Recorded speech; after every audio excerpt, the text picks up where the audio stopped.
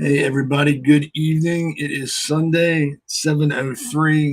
I am Seth Eisenberg. This is the excuse me, conservative corner. So if you're supposed to be here, you're in the right place. Um, oh man, I get something in my throat. If you were watching Wednesday, I apologize for all the technical issues we had. It was choppy, it was freezing, so we had to stop. But obviously, we've got it fixed now, so we are 100% good to go. Um, So I want to apologize about that. Hopefully that will never happen again. And if it does, it does. Technology is a great thing, I guess. So I hope you've had a good week. Hope you had a good weekend. It was pretty nice here. Wasn't that hot like it was normally. It's getting cloudy, probably going to rain. But hey, it's better than being 110 degrees. So I'll take the rain. But yeah, I hope you had a good weekend. Hope you're enjoying what's left of it. And hope you have an easy week. Summer's getting close to winding up. It's going by pretty quick. It always does. Never lasts. Work days last forever. Work weeks last forever. Summer vacation doesn't last very long when you're a kid or when you're on vacation from work. It goes by way too quick. But yeah, it is what it is. But yeah, enjoy what you got left. Hope it's a quick work week, like I said before. And that's that. We got a pretty big show. We had a little change to it. We're going to have a guest on the second segment. So we'll talking with him. And like I tell you who it is, you'll find out when he gets on. He's a good guy. You'll like him. I like him. So he can't be that bad if I like him. But let's get right into the breaking news. I don't know if you've read this, but I know Republicans see a scary lack of enthusiasm among core voters ahead of midterms. I know when we had our election here, the what was it, 2-3 weeks ago, only 15.6% of Republicans showed up to vote. That's pathetic. And I've always said that the reason the turnout is so low is because the party doesn't get anybody excited about the elections. They don't pump it up. They don't get people excited. They just sit back and do nothing. So that low turnout percentage doesn't surprise me.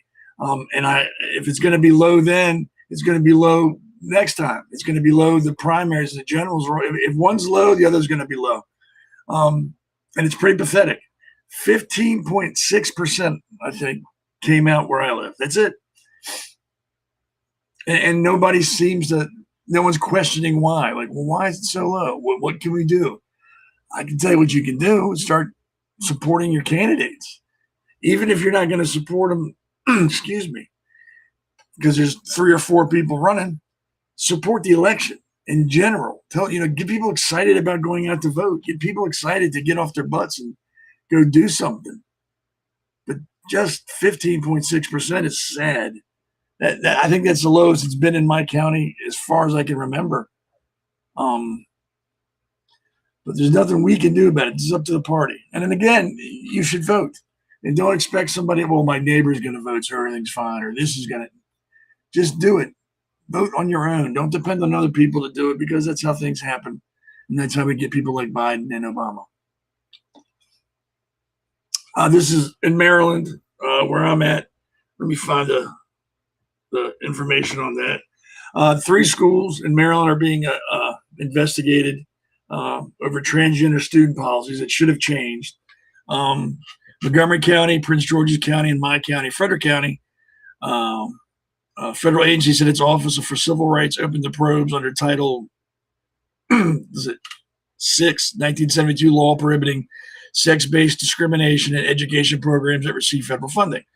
According to the complaint received by the OCR, Maryland statewide guidance and district-level policies require schools to allow boys to compete in girls' athletics, to use girl-only locker rooms and restrooms overnight accommodations. That's not what's supposed to be going on anymore. That was changed. So now they're being investigated for violating federal, I don't know if it's a law or federal statutes. I know in Frederick County, policy 443 is a policy that dictates transgender students are allowed to act on the sex they believe they are. So if I go to school and I'm a girl at school, I can use a women's bathroom, I can use the girls' locker room, I can play on girls' sports. I think that's a little ridiculous. I think to alleviate all these issues, you should have to follow the sex on your birth certificate. There you go. End of discussion. We're not going to play this game when you're Billy at home and then you're Betty at school. That's not how it's going to work anymore. I don't think boys should be in girls' locker rooms. I don't think boys should be staying overnight with girls just because they say they're a girl. It's not fair to girls. I don't know where the feminists are, but hey, maybe this will change some directions for some other schools too. Maybe they find these people in violation of the rules, the statutes, the laws, and they get held accountable. Maybe that'll be a wake up call for the other schools. I don't know. I doubt it because there'll always be somebody's going to sue because they don't think that there's nothing wrong with that. I don't know. I just think it's all ridiculous. And I can't remember any of this crap happening when I was in school.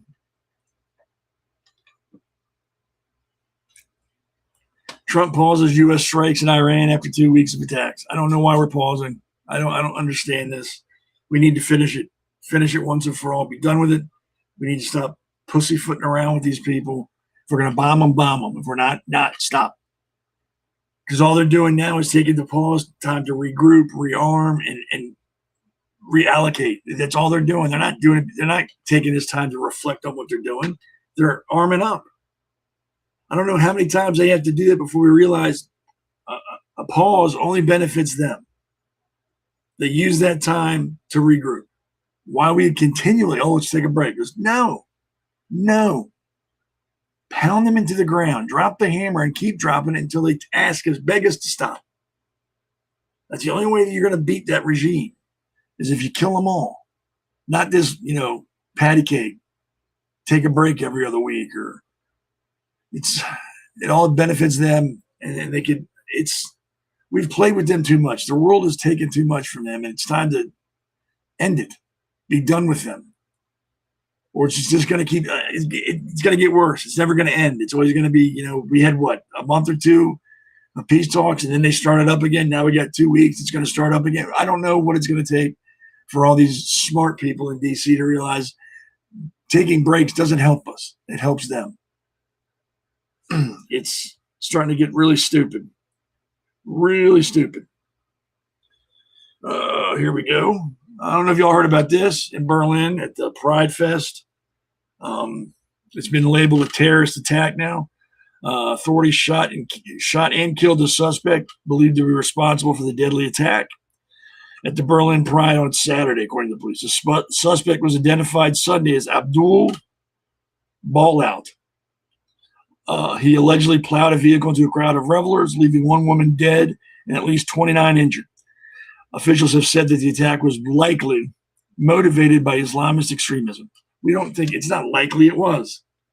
And every time you turn around, there's something else going on with these extremists. We need to look at Europe as a cautionary tale, and we need to curtail Muslim immigrants from coming to this country, period. End of story. We need to stop because it's just a matter of time before this crap starts happening over here as frequently as it does over there. They aren't worried about assimilation. They're not trying to blend in with the country they go to. They want to dominate that country. And if you do stuff they don't like, they kill you. I mean, this is not the first attack over there, and it won't be the last. Like I said, we need to look at them closely, see what they've done that's not working, and then do the opposite. And I think that means, like I've said before, cut off all immigration for 5 to 10 years. Let's straighten up our country first. Once we get our stuff worked out, then we can open up the immigration again. Very selective. Be very picky.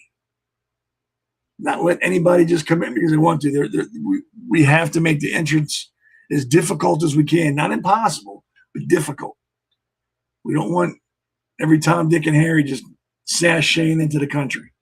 We need to make it difficult so only the cream of the crop come through. And if that sounds wrong, it sounds wrong. I'm sorry, but I don't want this happening in America every other month.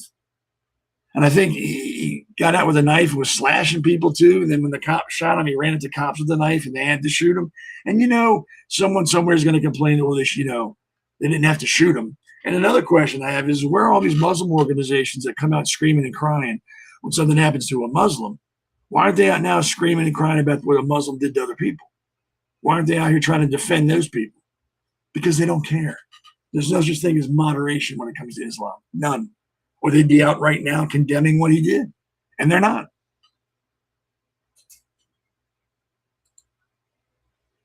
So again, that's the breaking news. And some of it's not breaking, but it's stuff that caught my eye and I put it on in there. Excuse me. I'm very sorry. All right, we're going to get to segment one because it's pretty interesting. I titled it "Just Because You Can." Now I'm going to play a video, and it might be offensive to some people. I don't know. It's just words. I don't put much power into words. But we'll play the video, and then we'll get into that and discuss just because you can. You call him a nigger, the child? What the fuck you talking Did you about? call the child the nigger word? None of your fucking business. It is my own business. You call him a nigger? Okay, why don't you have the balls to say it right now again? Fuck you, nigger. Okay. Nigger. Alright, that's what you say. You don't go digging through people's shit, you dumb fuck. Nobody dig into your shit. A little fucking kid just did, you dumbass. That little kid, you call him a nigger? Yeah. The little child? He acts like one is gonna Are you about to hit him? You chase him here? He took my son's stuff. So that gives you the right to call the child, 5-year-old, a nigger, the N-word. If that's what he's gonna act That's like. what you're gonna call him. That's what he's gonna act like. You know, that's a hate speech. And you can be recorded for that. I don't give a shit. Huh. Fuck off. Okay, we'll see about that, what the internet has to say. All right, so I don't know if y'all remember that. Let me get my notes out for this. That happened a little while ago. I think a few months ago. Where is that? This was on. Where's the date? I got the dates somewhere. Can't find the date. Doesn't matter. Happened this year. She called it. Apparently, this woman. Her name is Shiloh Hendricks. Called a black autistic child a racial slur last year. So it was last year. Has been found guilty of one count of disorderly conduct and not guilty of the other. The incident, which occurred at a playground in Rochester in April of last year, was caught on video by a bystander and went viral. Shiloh Hendricks, 37 at the time, called a then 8-year-old boy the N-word after he allegedly reached into her diaper bag at Roy Sutherland Playground in Soldiers Field Park and took an item. She then began cussing at the bystander, who was black, hurling an N-word at him as well. The incident prompted Rochester City Attorney Michael Spindler, Courage, to charge Hendricks with 2 counts of disorderly conduct, one involving her words and behavior towards the child, and the other involving her words and behavior towards the man who videotaped the incident. The guilty verdict was related to her behavior towards the man who videotaped the confrontation. So, number one, I don't agree with cussing at a child anyway. Like, that's just stupid. You should have got the parents and told them what was going on. Let the parents handle it. But to cuss out a child is just ridiculous. I don't know who's stupider, the 8-year-old or the adult, the 37-year-old. But she wasn't found guilty of anything against the child.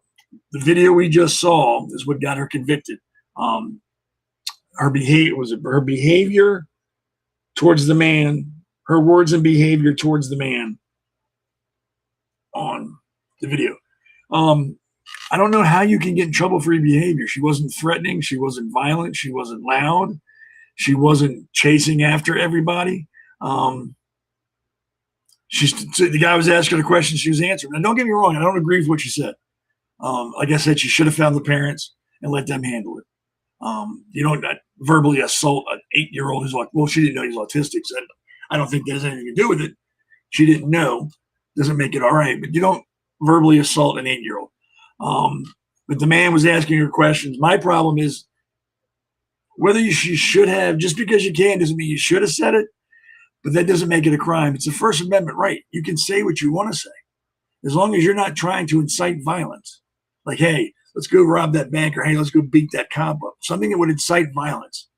You're allowed to say it. As stupid as it may sound and as bigoted as it may be and as unintelligent as you may sound, you can say it. So I do not agree with her being charged with anything. I don't agree with her having to be going to court or found guilty. And if you're a conservative, you have to agree with that. That she did nothing illegal. Nothing. Stupid, yes.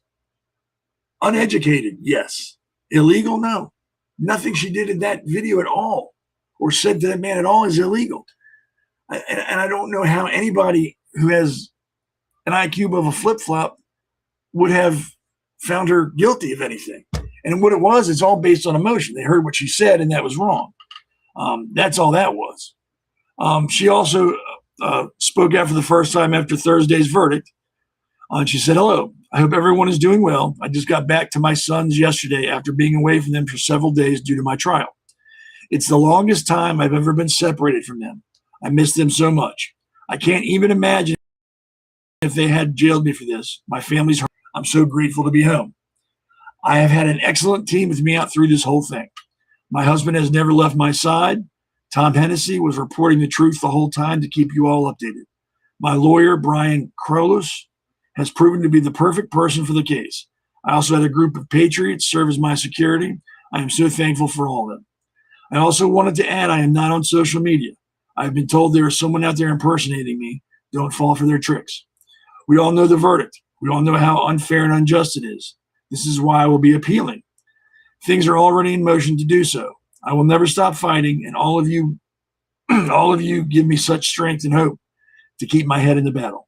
I don't know what I would do without all of your support. You've all proven time and time again how great we can be when we stick together. It makes my heart happy.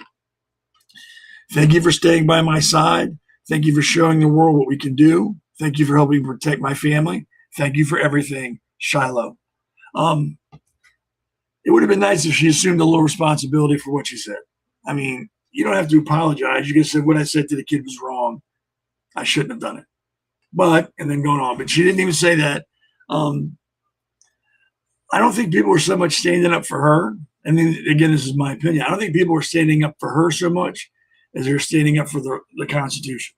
I think it could have been anybody. And I think people would be like, that's not illegal. It's freedom of speech. She's allowed to say that. As dumb as it is, she can say that. Again, I don't know how the judge even heard the case. Again, she wasn't threatening. She wasn't like screaming and yelling and making a scene. She was talking to the guy, and that's what she was found guilty of. I don't know.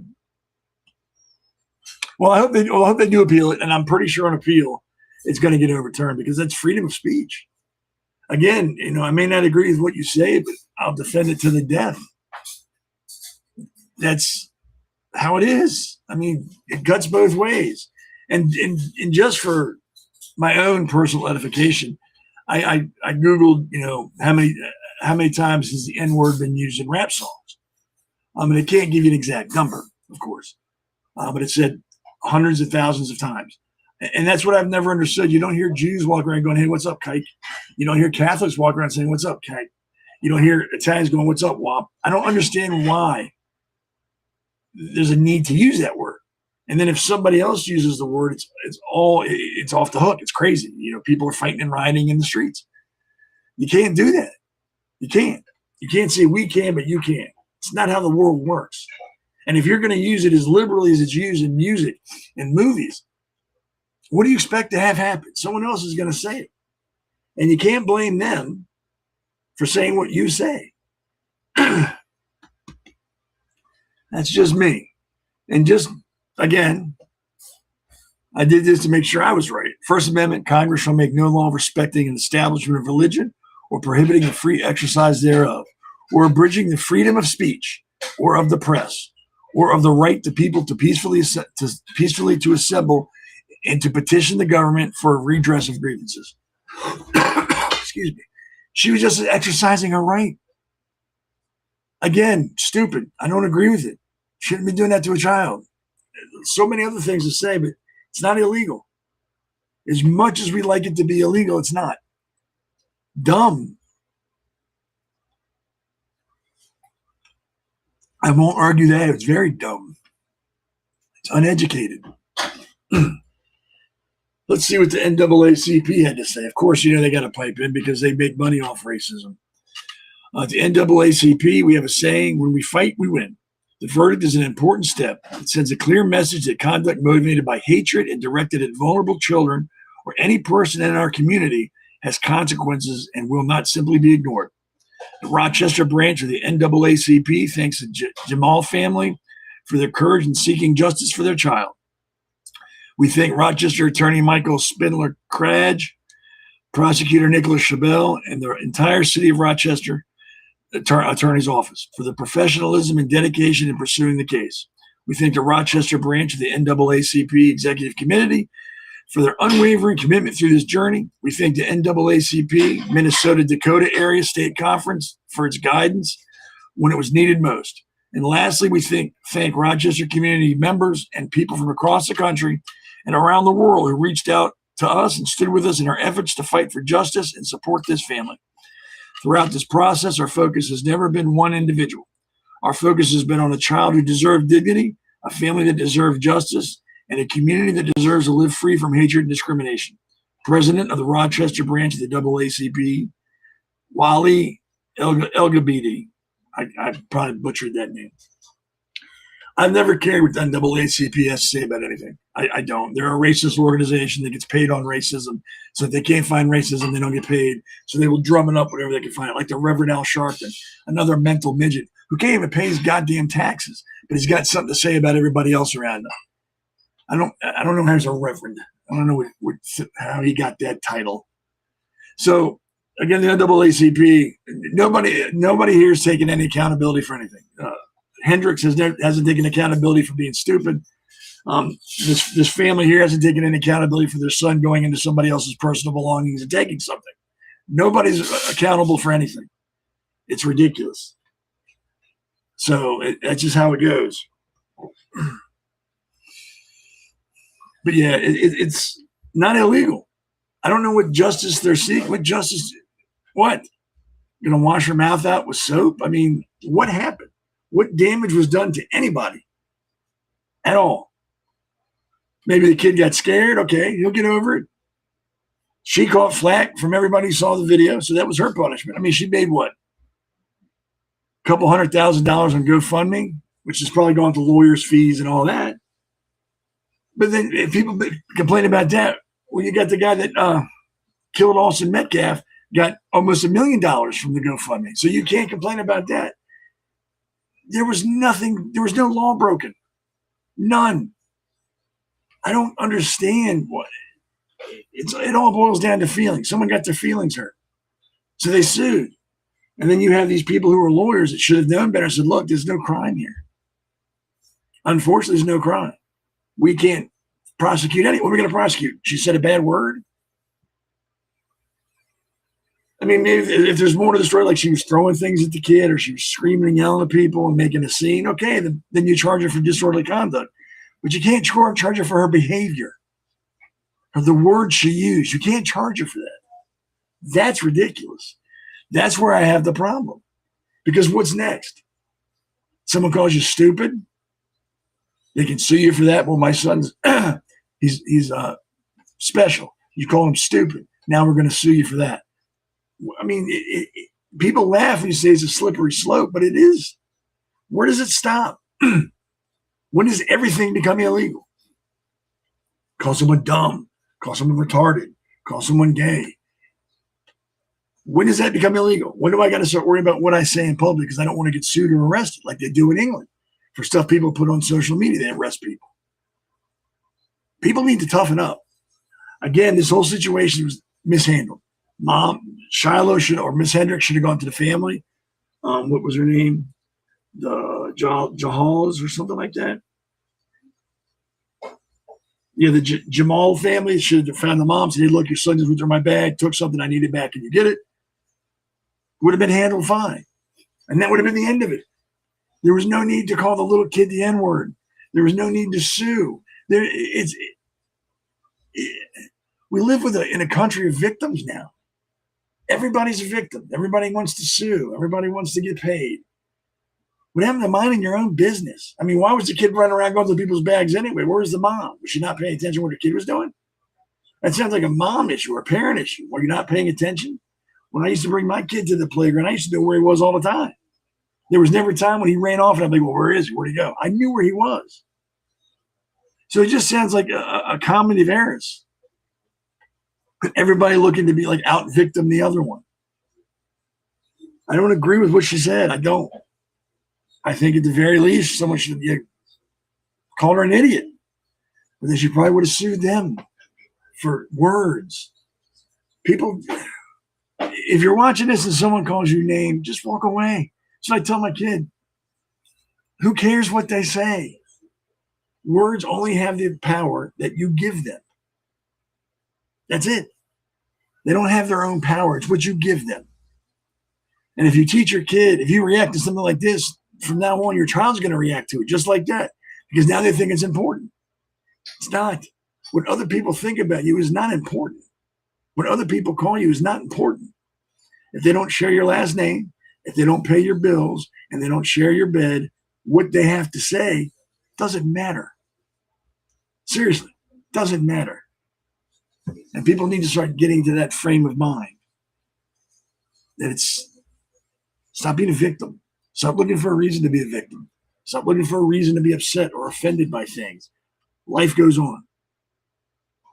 But now we've got this person who's got a criminal record over something stupid that's not criminal. Like I said, when they appeal it, I'm pretty sure it's going to be overturned. You got the NAACP thinking they're some knight in shining armor to save people. It's ridiculous. But yeah, it's not illegal. Stupid, uneducated, white trash, redneck, yes. Illegal, no. And I hope when they have the appeals, that's overturned. All right, let's go take our first break. And we come back, we're going to have a guest with us. So let's go pay some bills, and we'll come right back.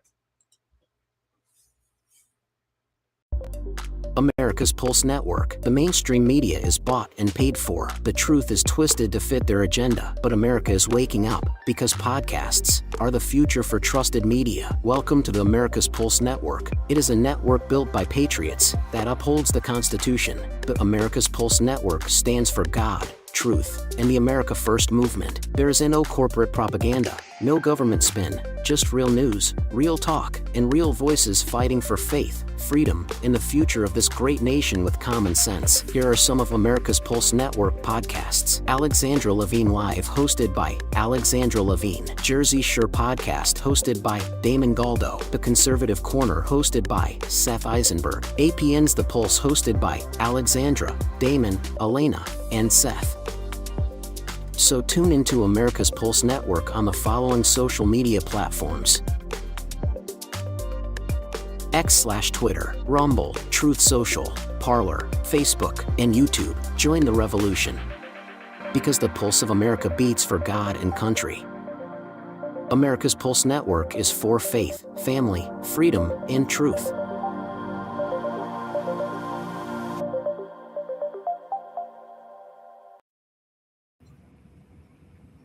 Hey, welcome back. Hey, got Seth, Damon Galdo with us. How are you, man? Busy, tired. A lot of stuff going on here. Oh, I imagine. If everybody doesn't know, that's Damon Galdo. If you can't read that sign behind him, you've got some issues. He's running for Congress in District 1 in New Jersey. And he also has a podcast on the America's Pulse Network. He's been real busy lately, and I wanted to come on and talk about New Jersey and his campaign. So introduce yourself in case people don't know who you are. Well, my name is Damon Galdo. I'm one of the co-founders, and Seth is and Alexander of the America's Pulse Network, and our great producer, other Damon. I call him the man behind the curtain. And I have the Jersey. That's Jersey SRE podcast. So, Seth, I don't know if you're hearing it up here a little bit. I don't know what it is. I can hear you. Yeah, no, I'm hearing reverb. My voice going back. I don't hear it on my end. Okay, that's fine. I'll do it. So how's the campaign going? Well, it's going okay. I have the team created a Gloucester County team because my district covers about 65% of Gloucester County, New Jersey, and the entirety of Cary and 2 towns of Bergen. So they redistricted that way. Democrats did. Make it harder for Republicans to elect, pretty much. So, but that's why Van Drew gets elected, because they cut it out from Norcross, and then Van Drew got the so good for him. But yeah, so it's tough, man. It really is. I mean, I'm fighting hard. There's one thing I promise everybody: I'm going to outwork Ross 100%. And I have the teams that I have. I even have the candidates separate because it's Kansas City, so it's different. They have different needs than anyone else. So, but a lot of people help me out. But it's raising money is tough. I raised double the amount that I raised, and that was without. So that was when I was somebody coming from the outside against primary somebody. But now we got involved. So, as you go around your district and you're talking to people, what's the number one problem they have? What's their biggest issue? Well, their biggest issue was, and I hate using that word. Democrats tried to coin it. That's what it is. One big thing is a lot of kids can't afford to move out of their house because they went to college, underwater basketball games, and they don't get advantage of it. That's why I'm campaigning for the trades. The trades involved in high school, maybe get some credits, get some apprenticeship because I'm a partner, which I'm Republican, which is an oxymoron. I looks at it that way. But yeah, I'm just trying my best. I mean, the biggest issue is Jersey is the most expensive one aside from California to live in. Highest property tax. I think we're number one property tax state. I think you are, or if you're not, you're like top 3. Yeah, and we're a sanctuary state. We pay 7.7 million a year. Well, of our state taxes, we pay $7.7 million a year. Because we have to pay for their the people. You know, they have babies. You know, I said when I had my son 8 years ago, it was $44,000, and I had a $4,000 pay. So when they go to have a baby, you're paying for it. You have these doctors that they went to college for so long. Oh yeah, sure, we're doing it for free. Someone's got to eat the bill, and it goes back to the taxpayer. Everything goes back to the taxpayer. I say it all the time to people: the government does not have money. They have your money. Your money. That's it. They don't. They're not a private business. They don't create any money. They might create a job. That's about it. They're not in the business to make money. They take your tax dollars. We're in a heavily blue state, and I'm in a heavily blue state. Your money and here you go. Why don't you think Democrats care about that? Their tax dollars are going to stuff that's not really helping them. Why are they so like, that's fine, I don't care? Because well, you're talking about voter Democrats, people that are the voters. Why do they not care where their money? Like, I don't care. Spend my money on stuff I don't care about or doesn't affect me or help me at all. Well, I would say majority of Republicans go to work every day. Pay more of the tax. It's probably a handful that are living off the so they don't care. But and not in the information. That's the thing. Because every news outlet, Max, but all the other ones, they train them and say Republicans. Trump's and Nazis. Any Republican. And that's true. Have you talked to any Democrats and been like, oh, wow, I didn't know that? Thanks for telling me. I mean, have you brought any to the light? Yes, I have. To the light. Oh, wow. So, but I can't get the all. Well, yeah. The thing is, my district's got there are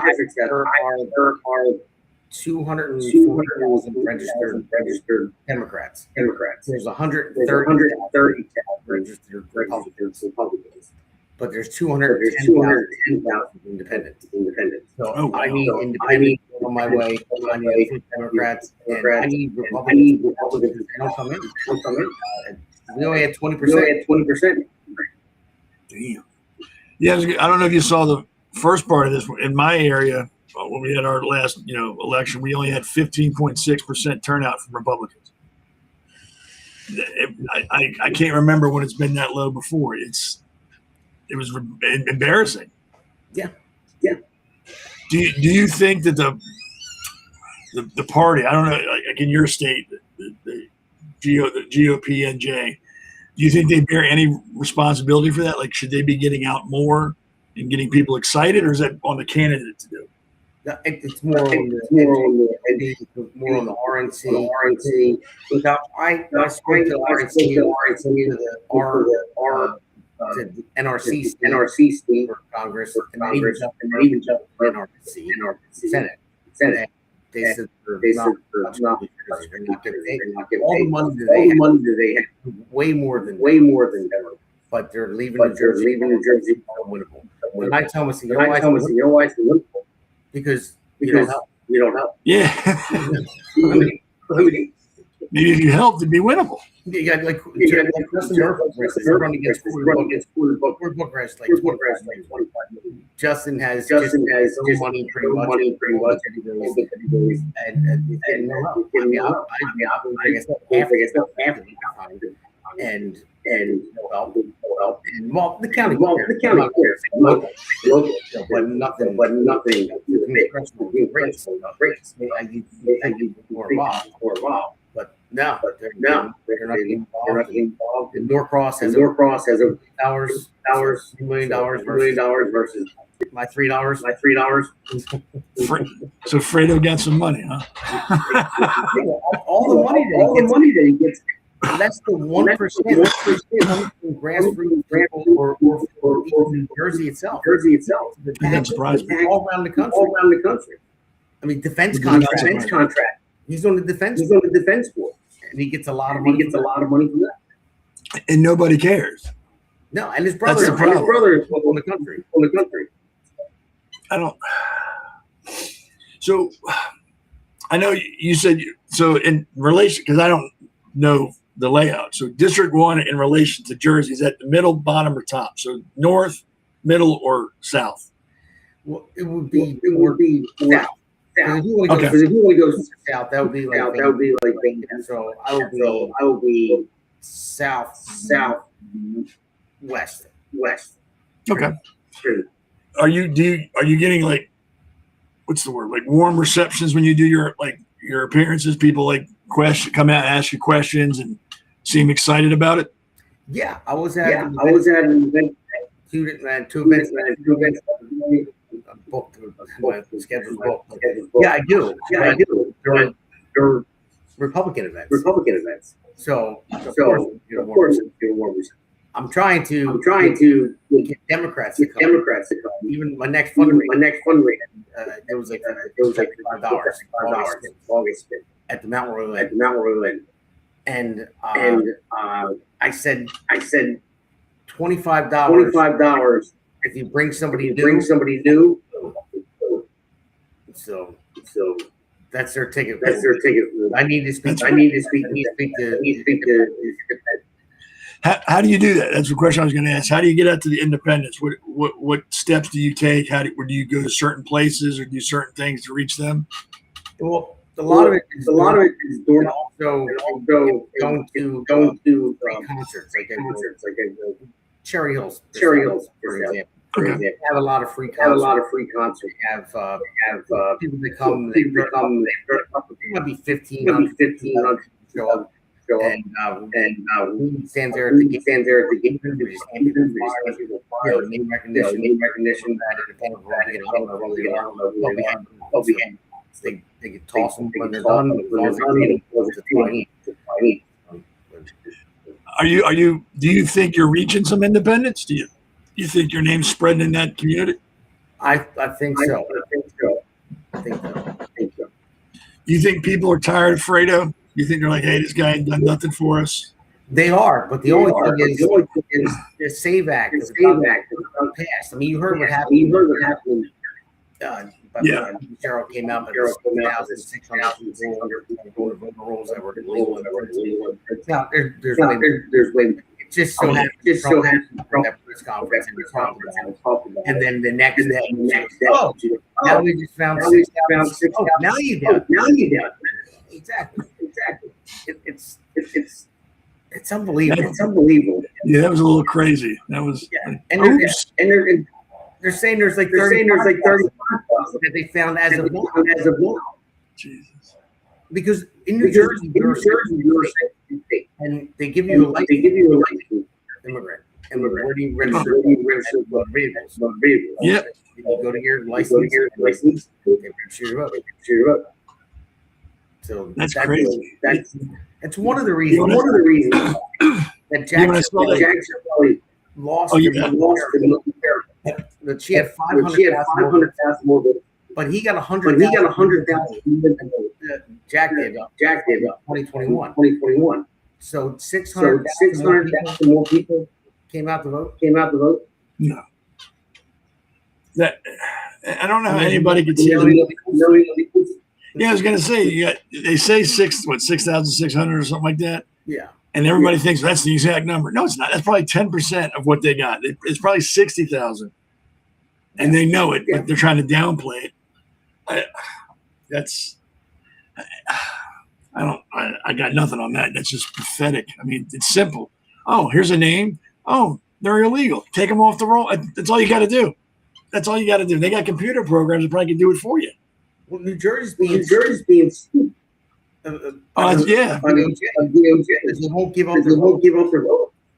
They're not the only state. All sanctions. Still, it's all a game. I mean, I don't know when I can remember when I was a kid, my parents going to vote.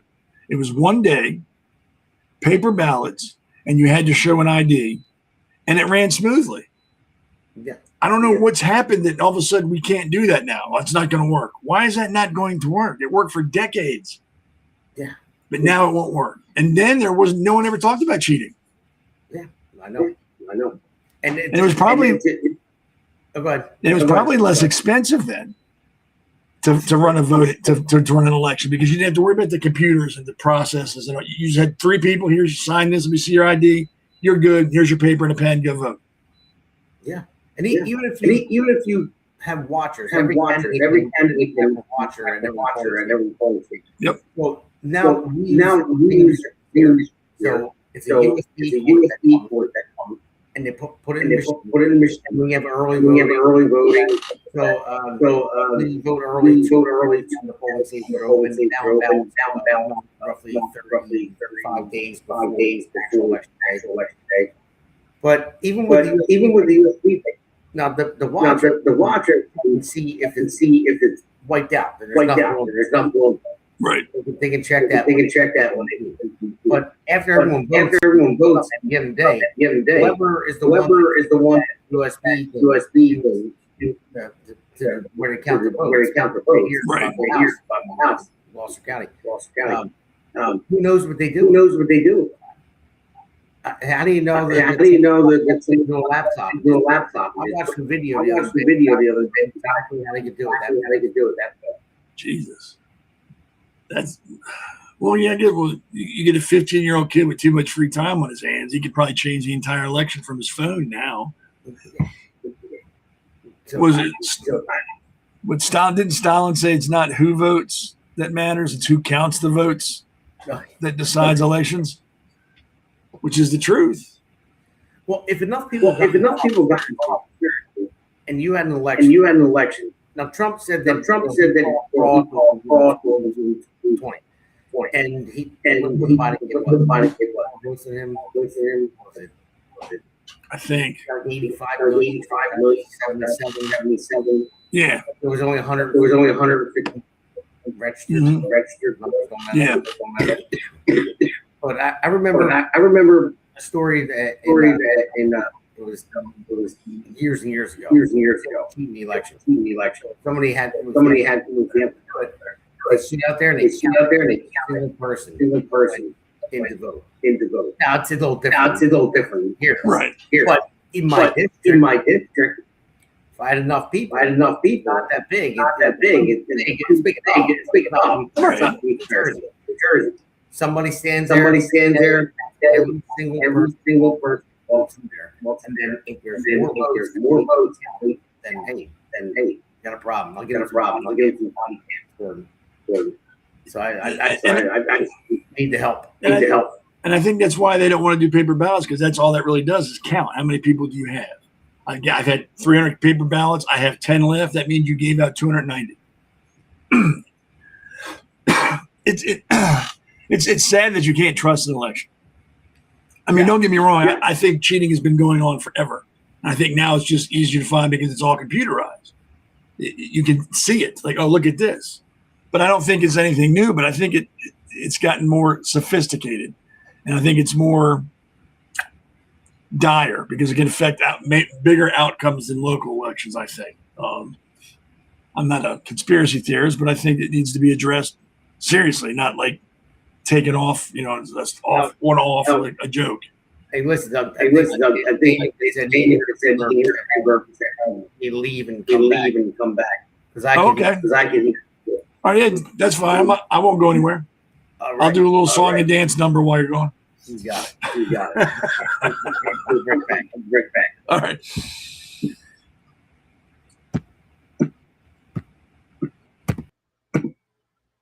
So that's Damon Galdo. He's going to reboot, come back. Apparently there's some feedback. I can't hear it on my end. Maybe I'm just stone deaf, but I didn't hear it. So he'll be back. And then we'll put him back on and see if we can get that fixed. So that'll be good. I think he's back. Let me see. Yes, there we go. Yes, I'm back. Oh, I still don't hear anything. I don't hear anything. Yeah, it's weird. Again, I'm old. I could be deaf. I don't know, but I don't hear anything other than you. So I hear myself. Oh, yeah. I don't. Maybe that's why I can't hear it because it's on your end. I don't hear it on my end. Maybe DW can go to the website or something. It sounds like that there. But if anybody can hear, put it in the chat. If you hear reverb, put it in the chat because my old ass can't. All right, so what is gonna when you get elected in your first 100 days? What do you want to address? What is it your pet project will be? What is your focus going to be? Well, the first thing we're going to do is cut government spending. We need as running for Congress. Best government is good government. So it's kind of like you run for office because you want less government. Well, I'm running because I want less, and because they need to get out of here. And I want to student loans too. It's a big problem. I wrote a whole when BJ started government school loans back in the day, and then Bill Clinton pushed it forward more still the deal to where I can go for the rest of my life. I want to apply. I could take out the next one and just keep going to college, and then never have to pay it back. And that's the thing. Where the bank to assess the risk. What are you going to college for? You're not going. Are you going theory? Underwater gas music? No, you're not going to pass. But when they change it, and the government comes very much, reaches in your pocket, takes your money. You're lending this kid school for he's never going to get a job. Right. And he finds I to him and they say you're this much in debt. And now you can't buy it. You can't have the money to pay. I mean, it's a huge. I agree. Yeah, and look at the amount of graph on one. If you look at how much the college prices, it's the graph is like this inflation, and then college goes like this. Oh yeah, like this. Because as soon as they go, they start charging more and more. Yeah, I mean, especially when they know they're going to get paid back. Like we got nothing. We can charge $500,000. We know we're getting paid. Doesn't matter. I think that's a big issue. Yeah, because like you said, you go to college, take underwater basket weaving, you end up pouring coffee at Starbucks. Yeah. And you get the student loan now. That's and then they sad, hate him. Yeah, They're doctor. They didn't went to college. I thought socialism, something that, and the other. Made a bad choice. I spent $500,000 to get my degree in lesbian dance theory, and I can't get a job. Damn capitalism. And I agree with you on the trade school. I agree with you. I think that should be pushed just as much as college. Yeah. If not a little bit more. I mean, you don't come out of trade school with a debt. They help you find jobs once you graduate. I think the debt you like 30, 40 grand from going to a trade school as opposed to $300,000-$400,000 from college. Those jobs are always in demand. People will always need a mason or a plumber, or an electrician, or a carpenter. Always will need that.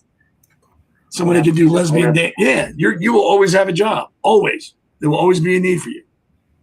And I think the same thing with like medical, like nurses. They always need nurses. Firefighters and police. I think those are jobs that will always be needed. Like you said, when you get into lesbian dance theory, not so much. I mean, well, Starbucks is always hiring, but you won't work in lesbian dance theater.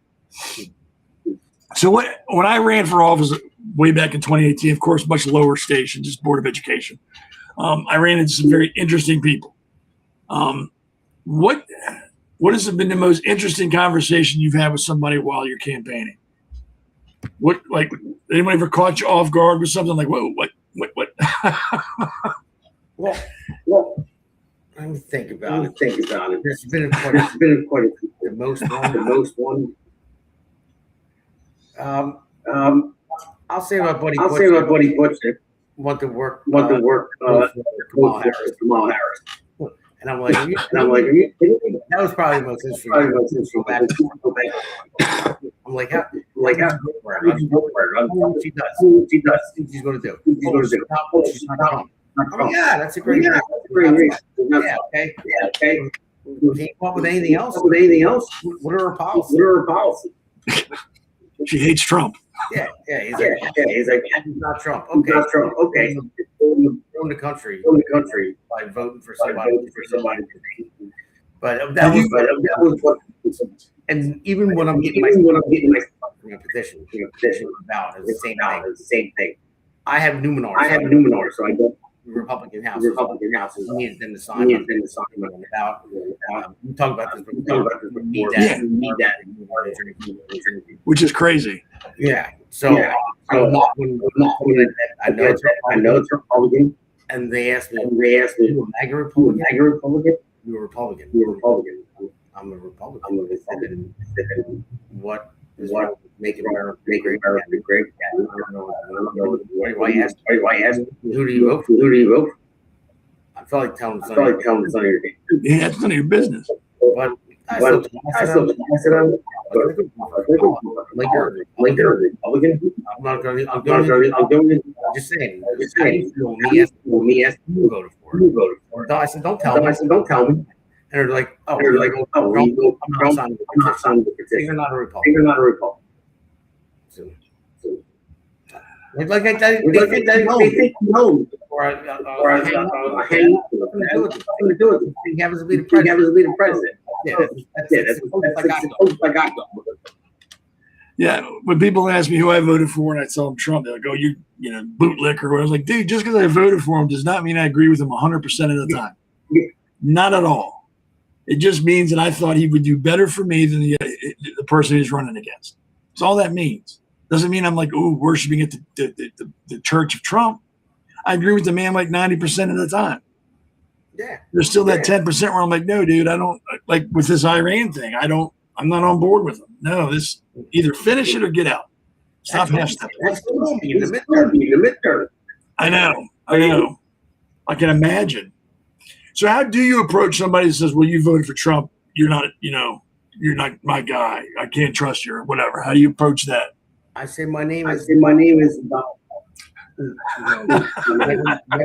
Never met him.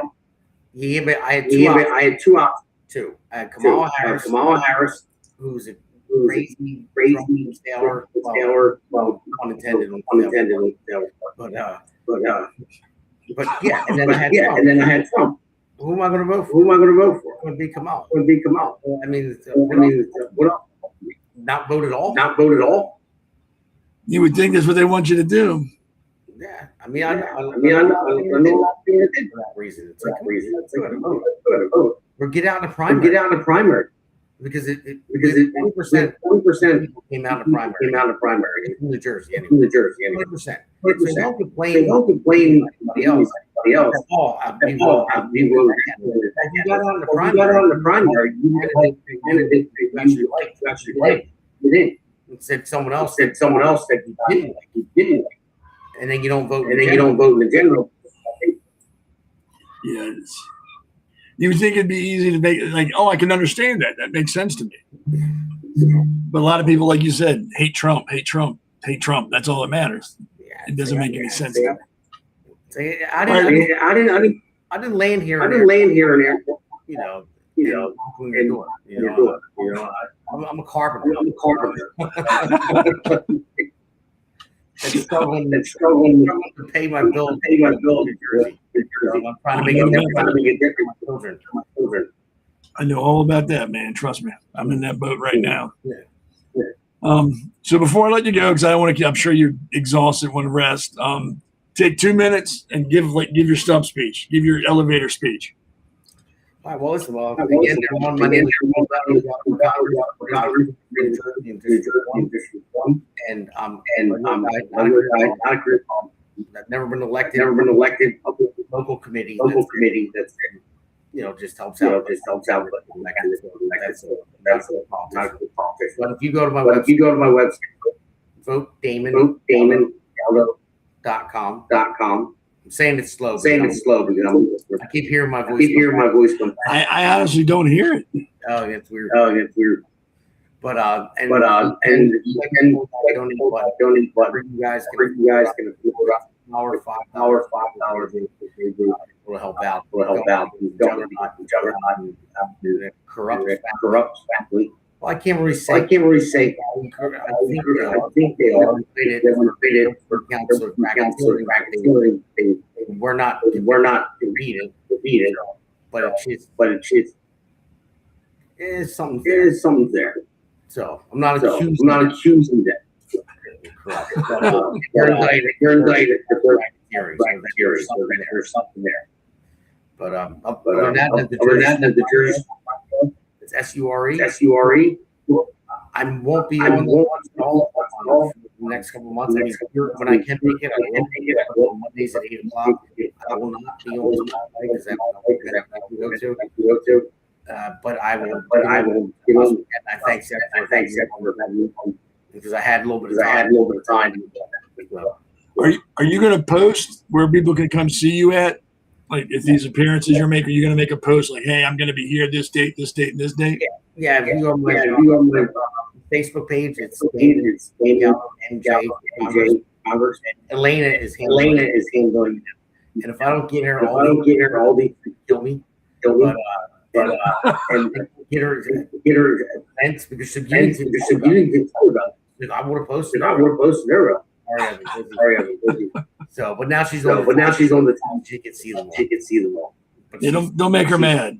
Yeah, no. I don't. Yeah. Looks like she'd be scary when she's mad. She's like, I made all. We talked about this. Goes at the ring light. I said, I just time, and then I make videos. No. Just say we can. I can see her doing that too. Get to work. But she's awesome though. Yeah, I like her. She's a good egg. Well, thanks, Damon, for hanging out. Whenever you want to come back on, let me know. We'll make time for you, of course. Good luck with the campaign. When is the election? When's the election date? November 3rd. November 3rd. And like he said, in case you didn't hear him or weren't paying attention, send him money.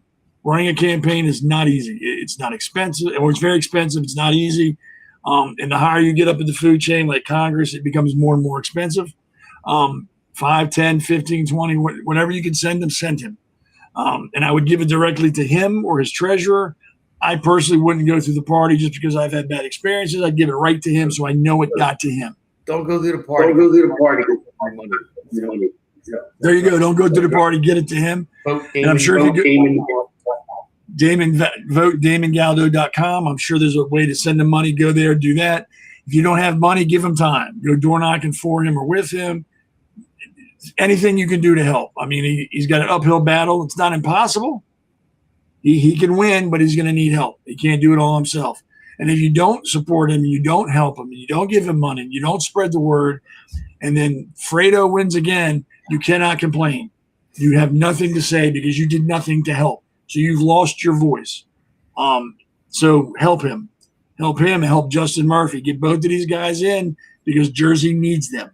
If you don't think they do, you're crazy. You're nuts. Jersey's or Maryland's becoming like Jersey because Jersey's a little worse than Maryland.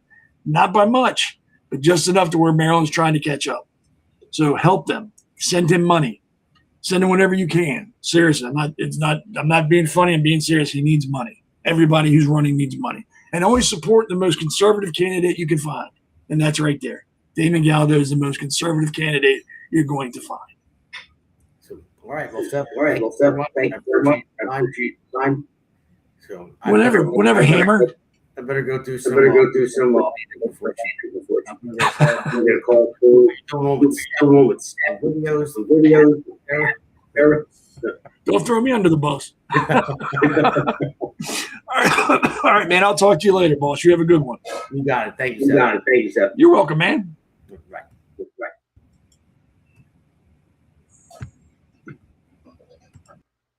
So that was Damon Galdo. He's running for Congress in New Jersey, District 1. Again, support him as much as you can. He's running in a tough district. And it's winnable. It's not like it's not winnable. He can win, but he's going to need support from everybody. If you know people who are independents, talk to them about him. Get them on his website. Have him find out where he's having an appearance and bring them there. Do whatever you can to get his name out because he needs the help. And New Jersey needs him. It's that simple. New Jersey's in a little bind now. And it'll only get worse if nobody tries to step up and fix it, like Damon's trying to and Justin Murphy's trying to. Both those guys need your help. So we're going to take a quick break, and then we'll come back and talk about some other stuff. Welcome to America's Pulse Network. This is APN's very own White House correspondent, Alexandra Levine. This is so amazing and miraculous. We've never had a president in the history of our nation doing this. And we hope to God that he continues doing this forever and ever. Thank you. God bless you, everybody. And God bless President Trump. And God bless you. Hello, everyone. This is Alexandra Levine with the America's Pulse Network. I am the White House correspondent right here in the heart of D.C. as President Trump is celebrating 250 years of America and the military. Subscribe and follow America's Pulse Network on the above social medias.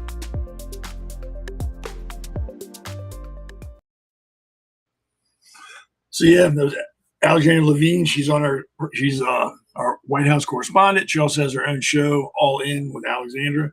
Of course, you just heard Damon say he's got his podcast, The Jersey Shore. And we also have the Pulse, which is every Wednesday at 8, where everybody gets together and we talk about a bunch of different things. Moving forward for the next couple of months, like Damon said, it's going to be kind of a bare bones on the Pulse because they've all got appearances they got to make, debates, and things like that for their campaigns. Alexandra Levine's helping Tim Fazenbaker in Baltimore County run his campaign, so she's going to be kind of scarce. And as you heard, Elena Barbera is helping Damon run his digital campaign. So I'm sure it's time-consuming to do that as well. So it'll be kind of bare bones, but we're still going to have the Pulse Wednesdays at 8, every Wednesday at 8. And if you're interested in having your own podcast, very simple. You go to our website, go to the menu option, hit that, and then click application for podcast. And it's fun. I mean, it's definitely difficult sometimes, but it's worth it. You get to connect with people and talk with people, answer some questions when people participate, things like that. It's neat. It's a good time. It's a good time. I like doing it. If you also are interested in sponsoring the network or a particular podcast, same place, the website, go to the menu option and click sponsor. Fill out the application and things will start rolling. It's not cheap running a network, even here on Rumble and Facebook and X. It's not cheap. It's very expensive. So think about it, and that's what you want to do. Jump on in. If you want your own podcast, same thing. Jump on in. We've got the Jersey Shore, All In, The Pulse, Conservative Corner, New Jersey State House Watch. We've got good programs and good podcasters, but we're always looking for more. So again, if you're interested, get in touch with the network, and we will definitely take care of you. So we kind of jumped a segment to have Damon on, which is fine. I'm not worried about that. We can do that another time. So we're going to do the crazy news, the weird stuff that's going on around us, and stuff that made me chuckle, or whatever you want to call it. So let's go to the first one we got here. There we go. Yeah, this is ridiculous. This is from July 4th, so it's not that new, but I don't understand why anybody would care about this. It's just the hot dog eating contest. First world problems, you know. The crowds gathered in the sweltering heat Saturday to celebrate the United States' 250th birthday by choking down 66 hot dogs in 10 minutes. Joey Jaws Chestnut defended his World Hot Dog Eating Championship on Coney Island. Really? Why does anybody celebrate this? The guy sucked down a bunch of wieners. I don't even understand how does your stomach hold 64 hot dogs? And they're Nathan's dogs. And Nathan's dogs aren't like the little ballpark Franks. They're pretty big. They're like bun length. So they're pretty big. Plus you got to eat the bun. So where do you put 64 hot dog buns and 64 hot dogs? Saturday marked the 18th time Chestnut, who's 42, won the so-called mustard belt in just 21 appearances at the internationally televised Nathan's famous 4th of July hot dog eating contest. He beat out 13 other people who came from around the country and world, trekking in from as far as the Czech Republic, Australia, and South Korea. 66 hot dogs in 10 minutes. Mickey Sudo defended her title as in the women's division. Doesn't say how many wieners she sucked down, but I'm sure it was probably something staggering and disgusting. So, yeah, he ate 66 hot dogs. Was there 8 in a pack? So that's what? 10 and a half packs in 10 minutes. That's disgusting. That's disgusting. I'm gagging right now thinking about that. This is a pretty cool story. Everybody knows who these dogs are. St. Bernards. At the Great St. Bernard Pass, high in the Swiss Alps, these dogs still walk the same paths that they did hundreds of years ago. It's like a living museum now. St. Bernards, with the little barrel with the brandy and the medical stuff in case someone trying to cross the Alps got hurt, the dogs found them. They've been doing it since, it says in here, hundreds of years to find travelers buried beneath the snow. Let's find this. Since the mid-17th century, these dogs have been patrolling the St. Bernard Pass. That's pretty cool. I always thought that was just like BS, but no, it's true. They save lives and dig people out of avalanches, and they're big dogs. I don't know if you've ever seen a St. Bernard up close and personal, but they are massive dogs. They got like a bucket head. I mean, you can look at the picture at their paws; they're massive. It's life-saving dogs. It's also like Newfoundlands. I don't know if you know anything about Newfoundlands, but they're used as lifeguards in Newfoundland. They will pull people out of the water. They'll jump from helicopters into the water to save people. And again, those are massive dogs. That's what I grew up with was Newfoundlands. Loved it. I think it's, in my opinion, that is the absolute best breed of dog in the world. They eat like a human, and they're big. I think ours is like 160, 170 pounds, but friendly as hell, and very, very, very loyal to their family. And they're not aggressive at all. I've never saw my Newfie ever growl or snap or be nasty to anybody, even other dogs. They're great around kids. I think the dog in Peter Pan, Nana, was a Newfoundland. And then there's a poem by, what's the poem? I can't remember. I'll remember in a second. There's a poem about a Newfoundland. So, yeah, they're great dogs, and so are the St. Bernards. I just thought that was interesting that they're still doing that in this time and age and time. It's pretty cool. This is pretty weird. This is the guy that Trump has tapped to be like the UFO guy. A Harvard astronomer has been tapped by the Trump administration to lead the team outside scientists to study the national risks posed by UFOs. His name is Avi Loeb, who studied black holes and served as head of Harvard's astronomy department until 2020. Was recently appointed to the helm of a new scientific advisory council tasked with investigating the origins of mysterious orbs and other objects reported by military personnel in recent years. Loeb's team will report to a new panel focused on UFOs, now often referred to as unidentified anomalous phenomena. I can't pronounce it. Or UAP. The panel was established by the Office of the Director of National Intelligence and is part of the push announced by President Donald Trump in February to declassify more information about the issue. It's like a detective story, Loeb said in an interview. It's a lot of fun as long as you don't pay too much attention to the critics. And I can imagine there's a lot of critics. Some people believe in UFOs and alien life on other planets. Some people don't. I guess I would fall under, I think there is, but we will never meet them. They'll never come see us. Like, hey, how you doing? I firmly believe in the dark forest theory. And that was popularized by Lou Sinkex in 2008. What it means is every civilization's primary and overriding goal is to stay alive and continue existing. Makes sense?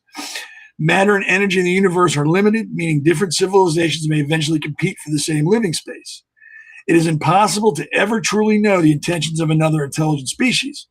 Even if an alien species seems friendly, they cannot risk finding out if humans or vice versa will become a threat later.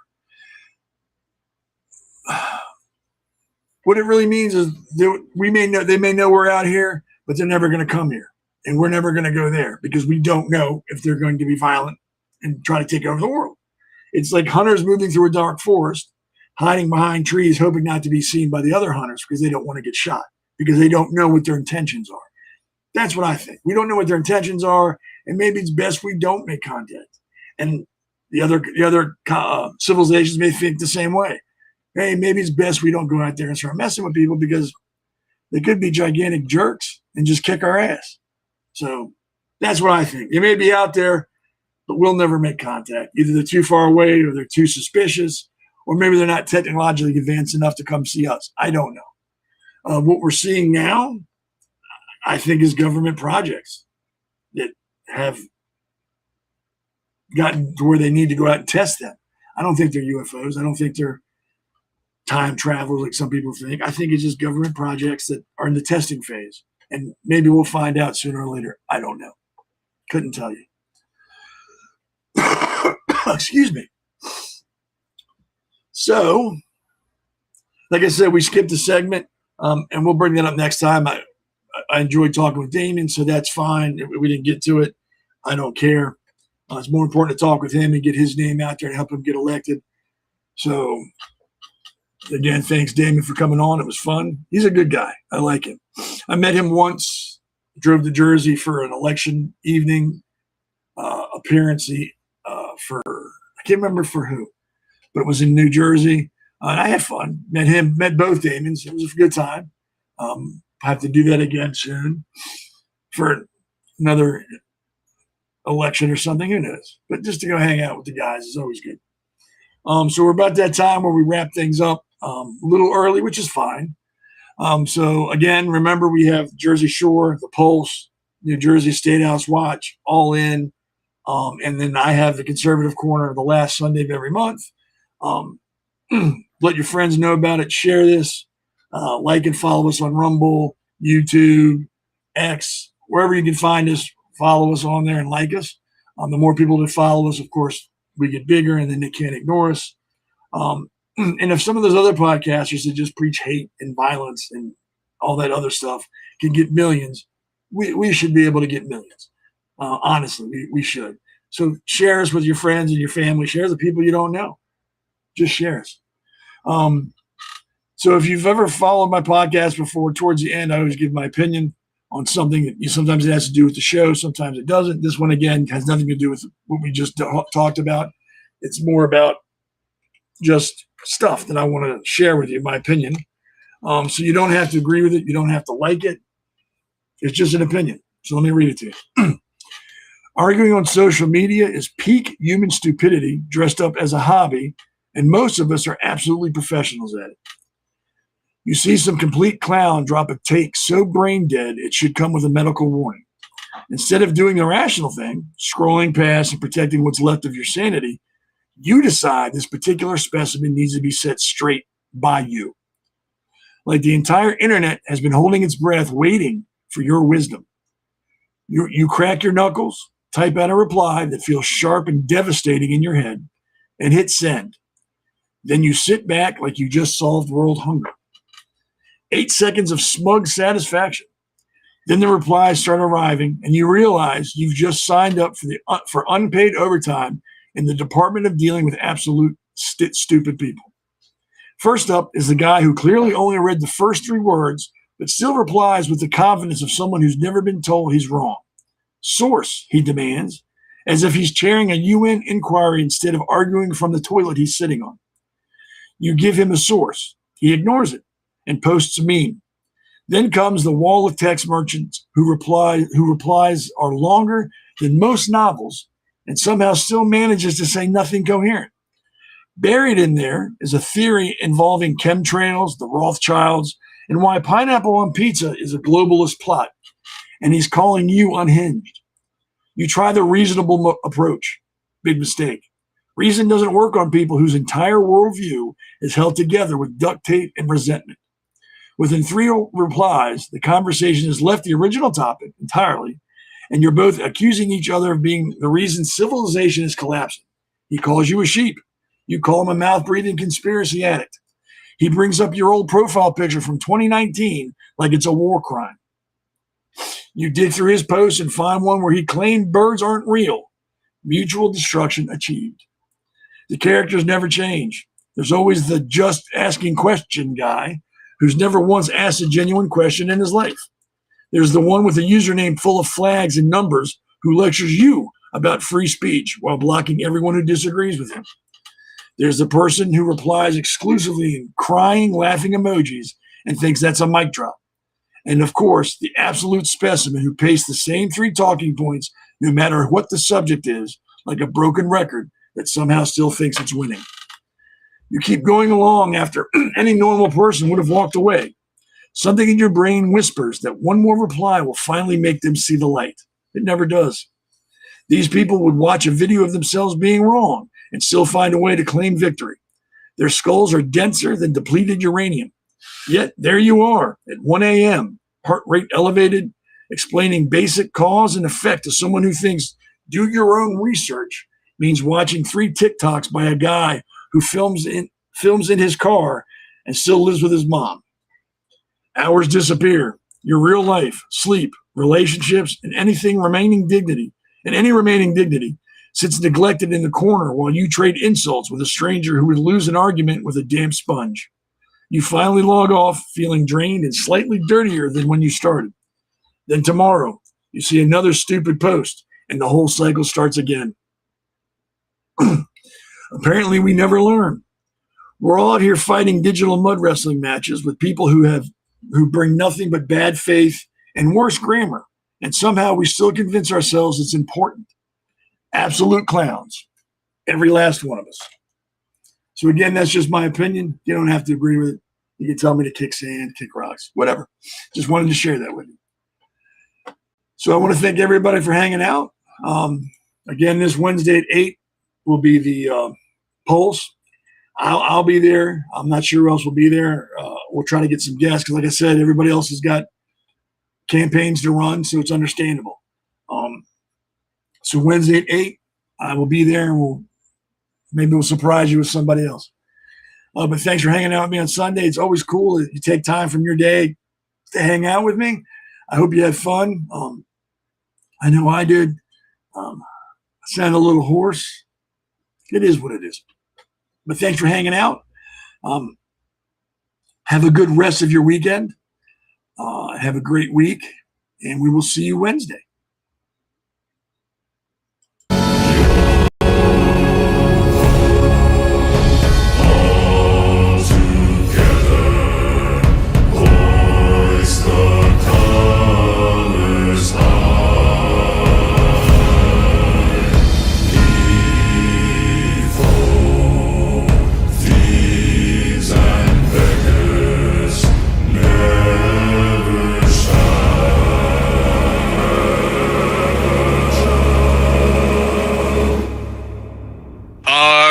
Hearties, you've just weathered another bold voyage through the stormy seas of truth with the Conservative Corner podcast. Hoist your sails high and keep plundering the treasures of liberty, family values, and unyielding freedom. The winds of tyranny may howl fierce and furious, but true conservative buccaneers like you never surrender the ship. Stay fierce, stand fast, and chart your course for a stronger tomorrow. Fair winds and following seas. Until next time. Don't forget to like, follow, and subscribe.